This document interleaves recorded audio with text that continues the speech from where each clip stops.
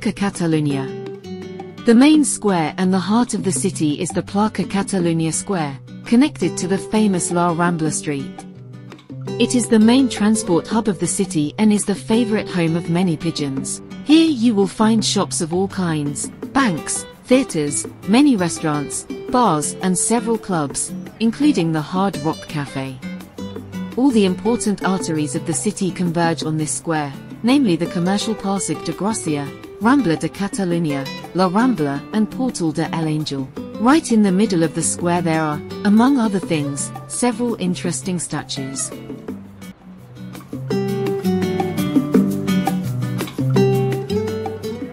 Placa Catalunya. Hlavným námestím a srdcom mesta je námestie Plaça Catalunya, na ktoré nadväzuje preslávená ulica La Rambla. Je hlavným dopravným uzlom mesta a je obľúbenou domovinou množstva holubov. Nájdete tu obchody všetkých možných typov, banky, divadlá, množstvo reštaurácií, barov a niekoľko klubov aj Hard Rock Café. Na tomto námestí sa tiež zbiehajú všetky dôležité tepny mesta, konkrétne obchodné Passeig de Gràcia, Rambla de Catalunya, La Rambla a Portal de el Àngel. Priamo v strede námestia je okrem iného niekoľko zaujímavých sôch.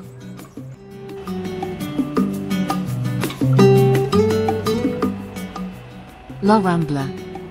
La Rambla, also known as Las Ramblas, is a vibrant historic street that connects the Gothic Quarter and El Raval neighborhoods in Barcelona. This tree-lined pedestrian street stretches for 1.2 kilometers, from Plaça de Catalunya in its center, to the monument Christopher Columbus in Port Vell. When you enter its tree-lined path, you will find a mixture of history, culture, art and gastronomy. La Rambla is the main tourist, entertainment and shopping street in Barcelona, connecting the square with the port. In addition to the number of tourists who walk down the street every day, the so-called living sculptures will definitely catch your attention. It is a kind of specialty typical of La Rambla.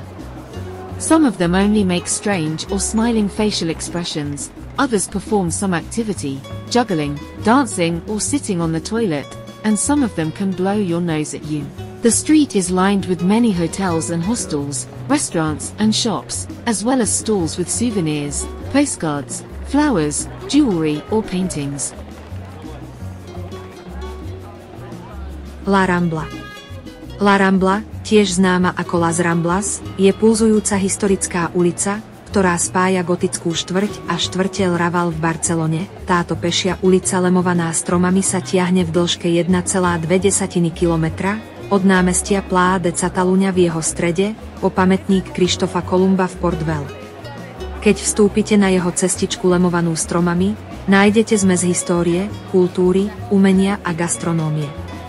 La Rambla je hlavnou turistickou, zábavnou a nákupnou ulicou v Barcelone, spája námestie s prístavom. Okrem množstva turistov, ktorí sa ulicou denne prechádzajú, určite zajmú vašu pozornosť tzv. Živé sochy. Je to akási špecialita typická pre La Rambla. Niektoré predvádzajú len podivné či úsmevné mimické grimasy, iné vykonávajú nejakú aktivitu, žonglujú, tancujú alebo sedia na záchode a niektoré na vás môžu vybafnúť. Ulica je lemovaná množstvom hotelov a hostelov, reštaurácií a obchodov, rovnako ako stánkov so suvenírmi, pohľadnicami, kvetmi, bižutériou alebo obrazmi.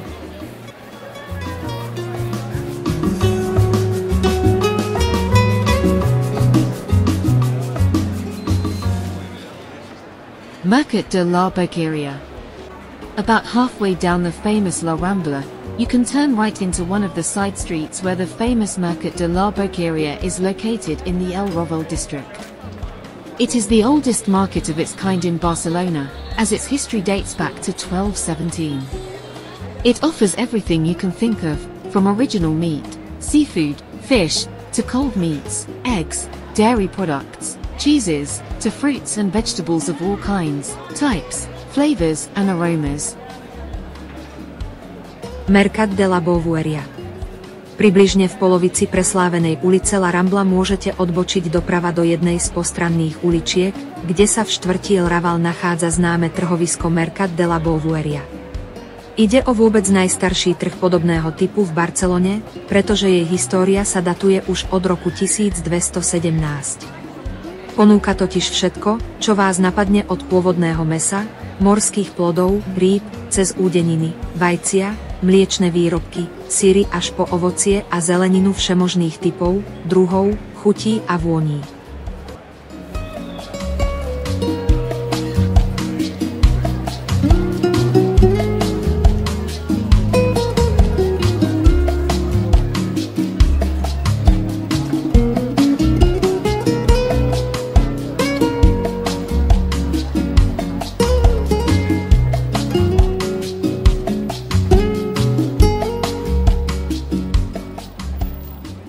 Barri Gothic.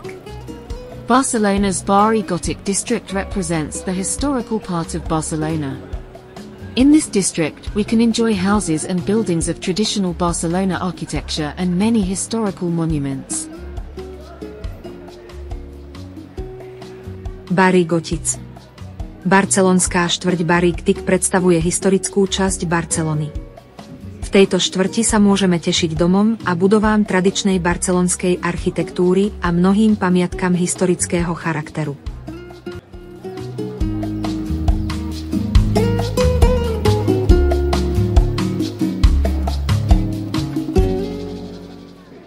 In the historic center of the city, you can also visit the beautifully decorated Basilica of Saint Mary, Basilica Santa Maria del Mar.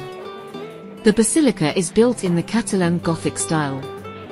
You can also visit one of the oldest cathedrals in Spain, the Gothic Cathedral of Saint Eulalia. It belongs to the pride of the city and is rightfully one of the most visited monuments in the center.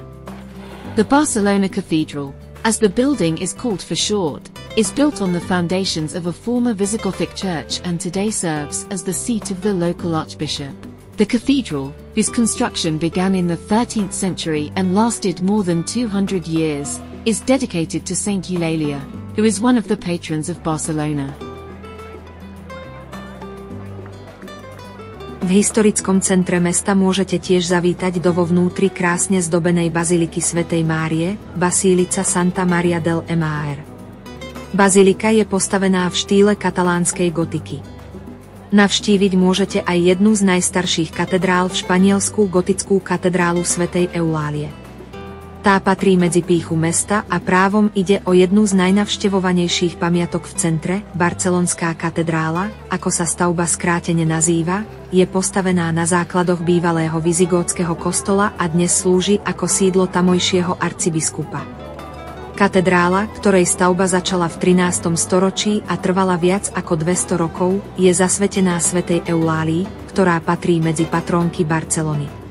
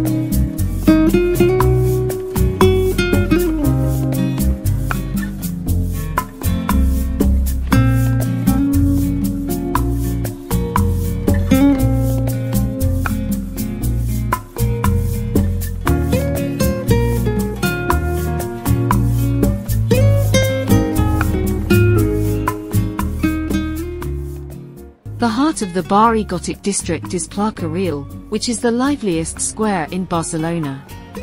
The Plaça Real square is lined with buildings with tall columns, where many shops and pubs are hidden. In the middle of the square stands a fountain surrounded by several palm trees. Also pay attention to the lamps under which the famous Antoni Gaudí is signed. The lighting in this square belongs to the early works of his creation. Srdcom štvrte Barri Gotic je Plaça Reial, čo je najživšie námestie v Barcelone. Námestie Plaça Reial je lemované budovami s vysokými stĺpmi, kde sa skrýva množstvo obchodov a krčmičiek. Uprostred námestia stojí fontána obklopená niekoľkými palmami. Svoju pozornosť tu tiež venujte lampám, pod ktorými je podpísaný slávny Antoni Gaudí. Osvetlenie na tomto námestí patrí k raným dielam jeho tvorby.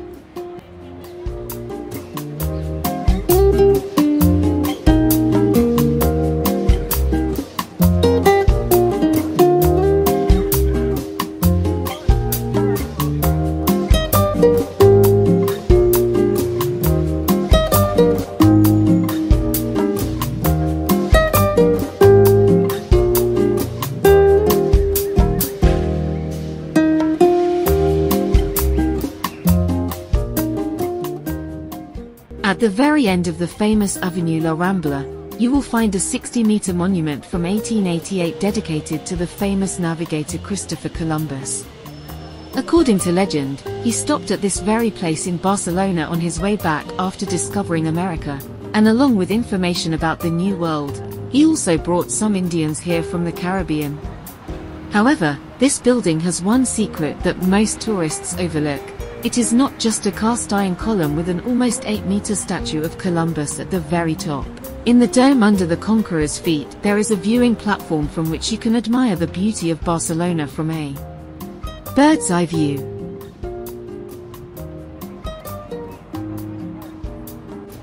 Na úplnom konci slávnej triedy La Rambla nájdete 60-metrový pamätník z roku 1888 zasvetený slávnemu moreplavcovi Krištofovi Kolumbovi. Ten sa podľa legendy zastavil práve na tomto mieste v Barcelone pri svojej spiatočnej ceste po objavení Ameriky a spolu s informáciou o novom svete sem tiež priviezol niekoľko indiánov z Karibiku. Táto stavba má však jedno tajomstvo, ktoré väčšina turistov prehliada. Nejde iba o liatinový stĺp s takmer 8-metrovou Kolumbovou sochou na úplnom vrchole, v kopule pod dobyvateľovými nohami sa totiž nachádza vyhliadková plošina, z ktorej môžete obdivovať krásy Barcelony z vtáčej perspektívy.